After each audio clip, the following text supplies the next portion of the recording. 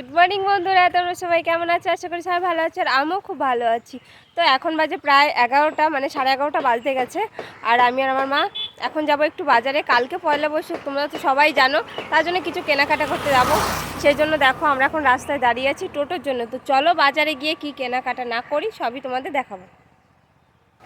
তো অনেকক্ষণ দাঁড়ানোর পর ফাইনালি আমরা টোটো পেয়ে গেছি। আমি আর মা এখন উঠে পড়েছি টোটোয়।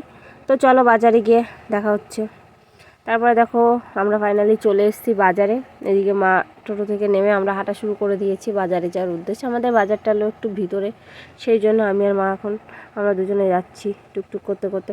তারপরে ফাইনালি চলে এলাম বাজারে। আর এটা হলো আমাদের সোমবাজার। এই প্রতি সোমবার আর শুক্রবার হাটটা বসে, তাই জন্য হালকা একটু ঘুরে দেখালাম। আর ওইদিকে মা বাবার জন্য একটা জামা কিনছিল।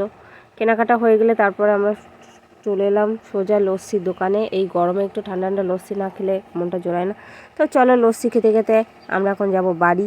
এইমাত্র বাজার থেকে আসলাম, এসে দেখতে পাচ্ছ এখনও কিন্তু আমি চেঞ্জ করিনি। আর এত গরম কি বলবো, তার জন্য হাঁপিয়ে গেছি, এসে বসে পড়েছি। তো চলো বাজার দিয়ে কি কি কিনেছি তোমাদের দেখাই। তো এই দেখো বাবার জন্য একটা জামা নিয়ে এসেছি।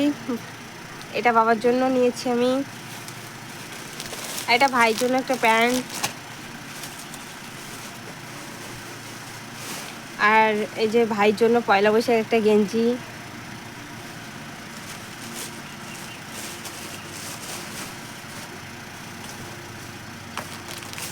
আর মা একটা শাড়ি নিয়েছে। তো এই ছিল আজকে আমাদের কেনাকাটা পয়লা বৈশাখে। সবাই নিয়েছে, শুধু আমি নিইনি, আমার আছে, ওই জন্য আমি আজকে বাজার দিয়ে কিছু নিইনি।